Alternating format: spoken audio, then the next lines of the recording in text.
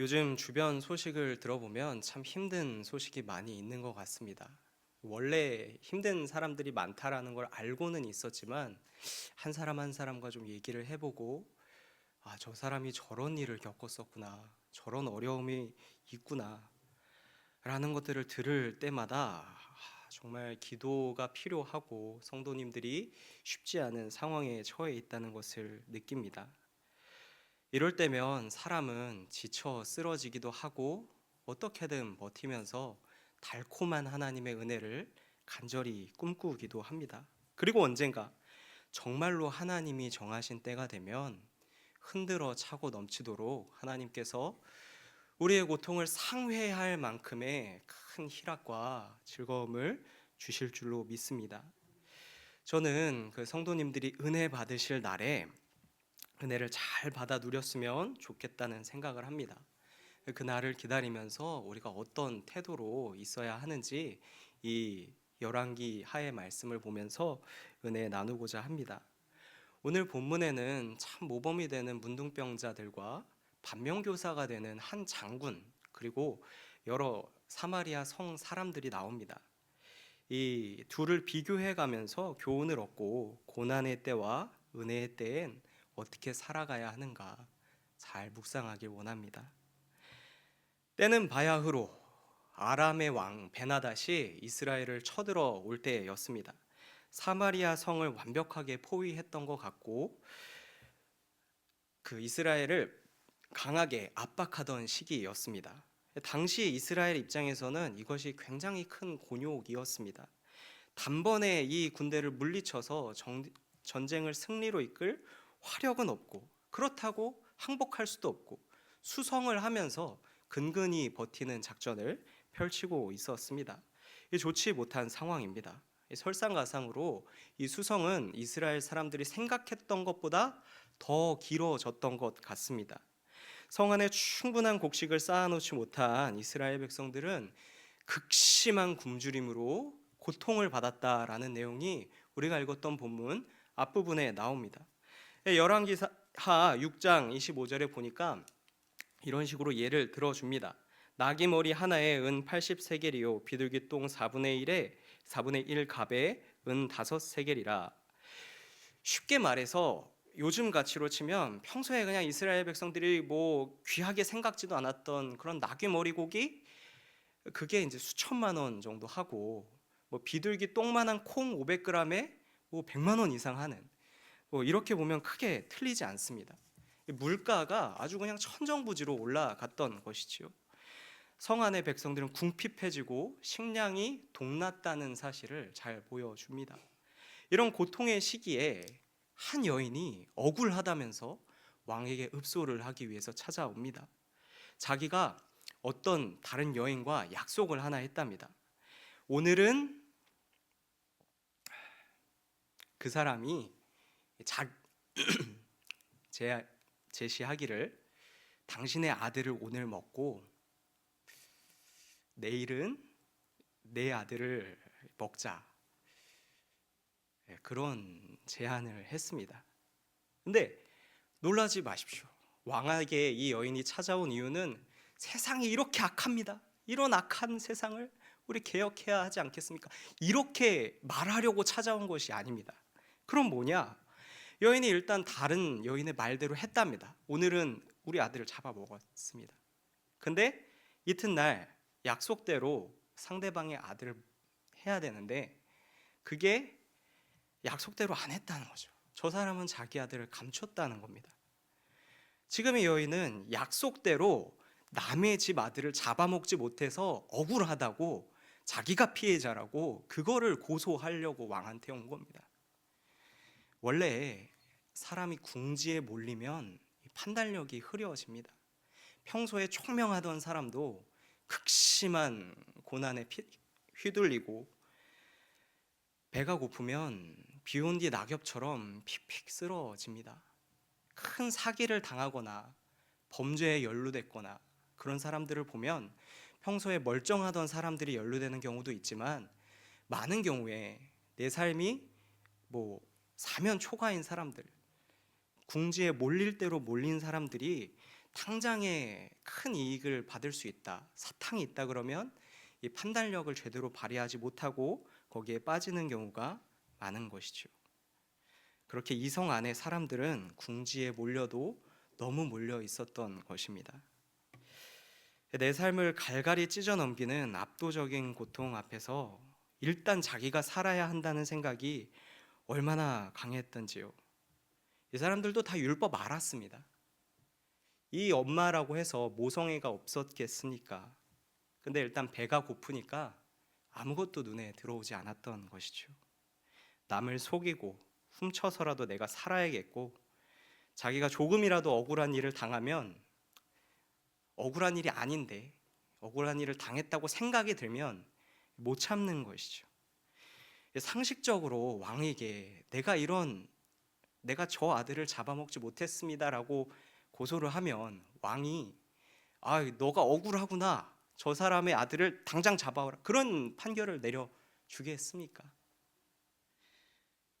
당연히 그렇게 안 될 건데, 각박한 환경, 억울한 마음, 이 희망이 없는, 지치는 하루하루, 이런 것들이 쌓이고 쌓이다 보니 이런 악독한 일을 벌이고도 뻔뻔하게 자기는 피해자라고 호소를 하는 것이죠.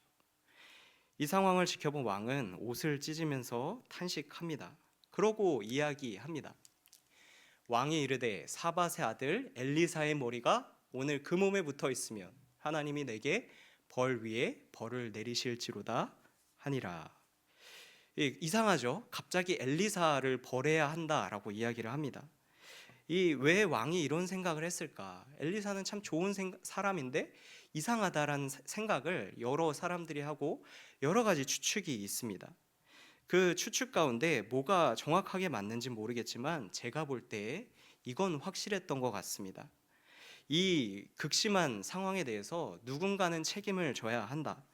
그 사람에게 모든 책임을 지게 하고 그 사람을 희생양 삼아서 당장에 끓어오르는 이 분노를 해소해야 한다. 우리는 결속력을 다져야 한다라고 생각한 것 같습니다.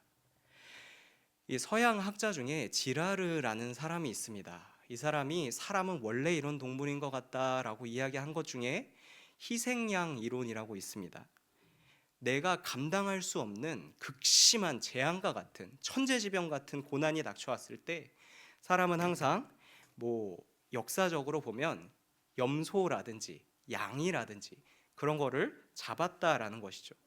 그 염소가 피를 흘리게 하고 그걸 희생시킴으로 인해서 우리는 이 재앙에 대한 값을 치렀다, 앞으로는 더 나아질 것이다 라는 생각을 한다고 합니다. 정말로 이 상황을 개선할 실천적인 힘이 자기에게 없으니까 내부의 분노와 결속을 위해서 밖에서 희생양을 찾는 것이죠. 그리고 진짜로 이 왕은 엘리사에게 사자를 보내서 처형하라고 명합니다. 이 비난은, 왕의 이런 비난은 많은 사람을 거치면서 점점 더 강력해집니다. 일례로 33절에 보니 왕이 보낸 사자는 엘리사에게 당당하게 찾아가서 이야기합니다. 이 제왕이 여호와께로부터 왔으니 어찌 더 여호와를 기다리리요. 재앙이 하나님께로부터 왔고 우리는 버틸 만큼 벗고 할 만큼 했으니까 하나님이 먼저 나에게 고난을 주고 나를 죽을 것 같은 상황에 몰아놓고 숨 쉴 틈도 주지 않았으니 이제부턴 율법이고 뭐고 없다, 우리가 이런 식으로 저런 식으로 처리하든 하나님 별로 신경 쓰지 않겠다, 그런 생각이 들어가 있는 것입니다. 엘리사는 이런 아나 무인의 말을 하는 사람에게 매우 은혜로운 예언을 합니다. 고운 밀가루 한 스아를 한 세겔로 매매하고 보리 두 스아를 한 세겔로 매매하리라. 무슨 말이냐? 쉽게 얘기하면 내일이면 곡식 가격이 폭락할 거란 얘기입니다. 모두가 배불리 먹게 된다는 이야기입니다. 이 성 안에 극심한 굶주림에 시달리던 사람에겐 엄청난 소망이 넘치는 이야기였고 은혜의 소식이었습니다. 이제 내일이면 이 지긋지긋한 고통을 벗어날 수 있으니 드디어 배불리 먹게 될 수 있으니 말입니다. 이 왕의 사자의 주장과는 다르게 하나님은 이런 하나님입니다. 한결같은 이런 하나님입니다. 사람의 반응에 상관없이 일단은 은혜를 주십니다. 사람이 뭐 얼마나 잘하고 있든 못하고 있든 하나님께서는 은혜를 베푸시지요. 자기 백성에게 은혜를 주십니다. 하지만 이런 하나님의 은혜에도 불구하고 이미 번진 비난의 불꽃은 쉽게 사그러들지 않습니다. 이런 복된 소식을 듣고도 왕의 장관이란 사람이 이렇게 하나님을 비난합니다. 여호와께서 하늘의 창을 내신들 어찌 이런 일이 있으리요. 하나님을 빈정대는 것이죠. 하나님은 능력이 없기 때문에 자기 말을 못 지킬 것이다 라고 이야기하는 것입니다. 이스라엘에서 장관까지 했으면 분명히 율법에 대한 교훈도 받고 역사를 배우면서 하나님이 자기가 하신 약속은 지키신다라는 것을 수없이 배웠을 텐데 어쩜 이렇게 긁어부스럼을 만드는지 안타깝습니다. 주의 종이 은혜를 선포할 때 하나님의 아름다운 소식, 당신을 향해 좋은 소식이 있다, 하나님이 당신을 살리실 계획이 있다, 머지 않았다라는 이야기를 하는데 어쩜 이렇게 부정적인 말을 하면서 복을 걷어차는지 안타깝기 정말 그지없습니다. 이런 부정적인 말을 하고 하나님의 좋은 소식을 비방하는 장관에게 엘리사는 하나 예언합니다. 너가 눈으로 그것을 보나 먹지는 못하리라 라고 말입니다. 하나님의 은혜를 내려주시지만 교만한 자는 안타깝게도 그 은혜를 보고도 누리지 못하게 된다는 것이죠. 여기까지 참 반면교사가 되는 사람들을 보았습니다. 이제부터는 3절에서 문둥병자들이 나옵니다. 저는 이 본문을 처음 봤을 때 좀 놀랐습니다. 아니, 성 안에 있는 사람들도 이렇게 바닥에 바닥을 기면서 어쩜 이렇게 비참하게 살 수 있을까 했는데 심지어 아픈 사람도 있어요. 아니, 현실에서는 이렇게 최악이다라는 상황이 나와도 거기 밑에 지하실이 또 있는 것 같습니다. 이 나병 환자들은 더 심각한 사람들이죠. 상황이 안 좋은데 자기 목숨까지 곧 얼마 안 있어서 끝나는 사람. 문둥병에 걸린 게 내 잘못은 아닌 것 같은데 사람들에게 손가락질 받고 그들 가운데 정죄받고 끼지 못하는 사람들입니다. 근데 이 사람들이 힘들면 이 앞에 이스라엘 백성들이 힘들어서 죄악에 빠졌지 않습니까? 근데 이 사람들이 놀라운 것은 더 힘든데 그럼 더 죄악에 빠질 것 같은데 그러지 않고 다른 생각을 합니다. 성 안으로 들어가도 굶주려 죽고 가만히 앉아도 굶어 죽으니 우리 아람 군대에 가보자라고 합니다. 어떻게든 긍정적인 방법 안에서 살 길을 모색하는 것이죠. 이 앞선 사람들은 내가 이런 힘든 고통을 겪고 있으니 이건 다 하나님 때문이다라고 삐뚤어졌지만 더 힘든 사람들이 어쩜 이렇게 긍정적으로 살 길을 찾아 나서는지 귀하다는 생각이 듭니다. 하나님은 이 중풍병자들을 사용하십니다. 아람 군대를 향해서 이 중풍병자들이 진군할 때, 진군도 아니죠, 사실 걸어갈 때, 4명이 걸어갈 때 하나님께서는 그 발소리를 크게 증폭시키시사 아람 사람들이 저 사람들은 햇사람의 군대들이다, 애굽의 군대들이다, 우리를 치러 막강한 어마어마한 군대가 도착했구나, 큰일 났다 하고서 그 자리에서 바로 헐레벌떡 도망치게 착각을 하게끔 만들었던 것입니다. 이들이 얼마나 급했던지 자기 장막의 말과 나귀와 기타 모든 것들을 그대로 두고 잽싸게 목숨을 부지하기 위해서 도망쳐 나옵니다. 중풍병자들이 해질 무렵에 도착했다라고 성경에 나오는데 해질 무렵에 아람 군인들이 식사를 하려고 했지 않았겠습니까? 저녁을 먹으려고 딱 준비해 놨는데 그거를 중풍병자들이 들어가서 그거를 먹고 마시는 일이 발생합니다.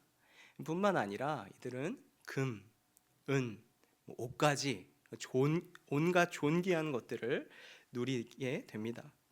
사면초가의 상황에서 평생 꿈도 꾸지 못할 이런 은혜를 받았으니 행복했을 것입니다.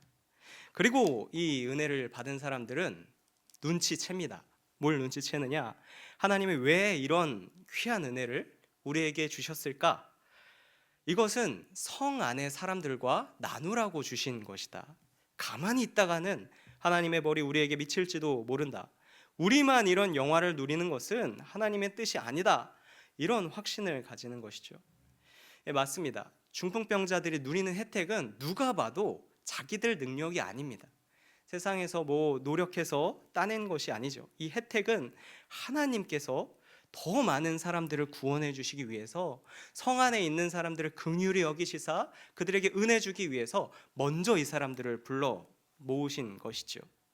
이것이 하나님의 뜻이다라고 은혜를 받은 사람은 본능적으로 눈치채는 것입니다. 내 삶에 남은 것은 죽음밖에 없었는데 하나님이 나를 부하게 하고 살려주시며 살아갈 힘을 얻게 하시고 또 살아갈 이유도 얻게 하셨다는 것은, 복음을 맛본 사람들은 본능적으로 다 압니다. 함께 나눠야겠다. 나만이 누린 은혜를 누린다면 그것은 하나님의 뜻이 아니다. 하나님과 함께, 다른 사람과 함께 나눠야겠다라고 말입니다. 이 깨달은 중풍병자들은 뭐 오늘은 늦었으니까 내일 아침에 가자 그러지 않고 바로 이 생각을 하자마자 그냥 사마리아 성으로 향했던 것 같습니다. 그래서 자기들이 본 것을 이야기하고 왕에게 보고가 들어갑니다. 처음에 왕은 이 사실을 믿지 않지만 그래도 다행히 신하 중에 한 명이 정탐은 한번 해보자 라고 해서 왕은 이 진실을 눈치채게 되고 모든 사람이 아람 진영에 가서 곡식을 얻습니다. 그리하여 우리 앞부분에서 엘리야가 이야기했던 것처럼 곡식 가격이 대폭락을 하면서 모두가 배불리 먹는 상황이 이어지게 됩니다. 이때 단 한 사람만 예외가 있었습니다. 그 사람은 하나님이 어찌 그런 일을 할 수 있으리요 라고 비아냥거리고 거부했던 장관입니다. 왕이 이 사람한테서 성문 앞에 사람들을 좀 질서 유지를 시켜라 라는 임무를 주는데 그거 하다가 인파에 압사당하고 만 것이죠. 엘리사가 예언한 그대로 모든 것들이 이루어집니다. 성도님들, 이 말씀을 통해서 정말 많은 것들을 이야기할 수 있습니다. 그러나 저는 오늘 딱 한 가지만 성도님들에게 이야기를 드리고 싶습니다. 성도님들, 한면으로는 정말 죄송합니다. 이 앞에서 말만 이렇게 하고 사실 저도 그 상황에 가봐라 그러면은 아무것도 못하고 저도 넘어지고 저도 흔들리고 비틀비틀 거릴 겁니다. 확실합니다. 오히려 저보다 이런 비슷한 고난을 겪고 계신 성도님들이 더 많은 것 같습니다. 그러나 자격 없는 저지만 그래도 이 본문을 들고 나와서 설교할 기회가 주어지니 감히 한 말씀만 드리겠습니다.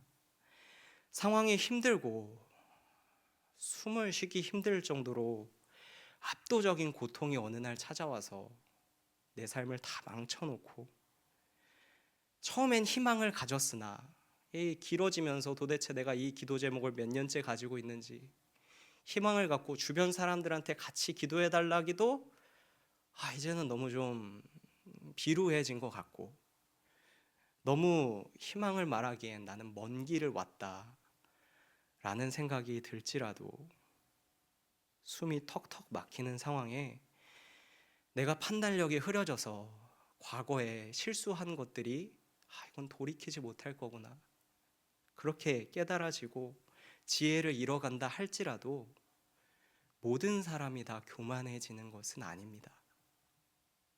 하나님이 날 아주 죽이려고 내 인생에 추구 없는 고통을 주었다라는 것은 진리가 아닙니다. 내가 이렇게 휘청거리는 것은 고통이 있으니까 어쩔 수 없다. 아무도 날 여기서 구원해 주지 않지 않느냐. 힘들다고 힘들다 하는 것은 당연한 거 아니냐. 성경에 있는 사람들도 힘들면 넘어지는 경우도 많고 그렇다라고 생각이 드실 수 있습니다.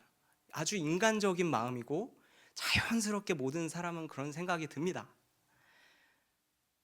그러나 조금만 귀를 열어보면 성도님들을 향한 아름다운 소식이 있습니다. 멀지 않고 생각보다 가까이 있습니다. 계속 인생의 쓴맛을 안 본 이 젊은 목사가 이런 말씀을 드려서 죄송합니다. 그러나 감히 말하건대 이 세상의 고난은 장차 올 영광과 비교할 수 없습니다. 이 세상은 일이 잘못되었거나 절망에 빠지면 어떤 죄악도 서슴지 않고 행하고, 뭐 어디서부터 잘못된 건지 이 사람도 피해자라고 그러고 저 사람도 피해자라고 그러는데 멀쩡한 사람이 볼 땐 다 가해자예요. 이런 희생양을 찾기에 바쁜 세상이지만 약육강식의 세계, 승자가 모든 것을 다 가져가고 사기 잘 치는 사람이 모든 것들을 다 가져가고 그렇게 이익을 챙기는 세계이지만, 하나님의 나라는 예수님 한 명이 십자가에 매달려 죽음으로 모든 사람이 생명을 얻고 충만히 배불리 먹는 나라입니다. 교회는 늘 선포합니다. 우리 하나님이 보수하신다. 하나님이 다스리는 평화의 나라가 있다. 샬롬의 나라가 있다. 그 나라가 나를 위해 준비되었고 하나님의 다 계획이 있다. 늘 선포합니다.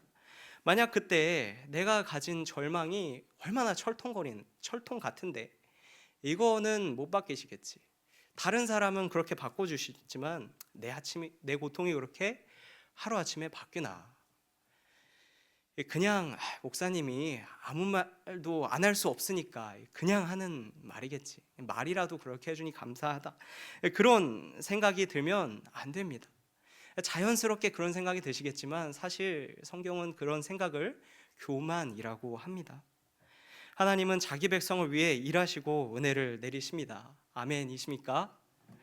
네, 본문의 중풍병자처럼 이 소식을 맛본 사람들은 계속 이 소식을 전합니다. 하나님께 가면 은혜가 있다. 하나님이 우리를 살리신다. 하나님의 말씀을 조금만 들어보자. 여기서 조금만 더 버텨보자. 우리 확인해보자. 우리에겐 희망이 있다. 그때 의심 없이 믿음으로 받아들이시기 바랍니다. 내 삶이 아프다고 해서 꼭 넘어져야 하는 것은 아닙니다. 내 삶이 더 악화되었다고 해서 이제까진 버텼지만 앞으로는 못 버티겠다 할 것도 사실은 아닙니다. 오늘 본문에 제일 힘든 중풍병자가 제일 선한 일을 해내지 않습니까? 아름다운 소식을 매일 접하고 누구보다 복음을 제일 가까이에서 매일 들으면서 매일 지옥과 같은 삶을 사시면 안 됩니다. 성도님들은 꼬리에 꼬리를 문 고통의 얼매이다가 끝나는 인생이 아닙니다. 하나님께 은혜를 받는 귀한 인생입니다. 우리 믿음을 통해 이 소식을 믿고 잘 누리는 우리 성도님들 되시기를 축복합니다.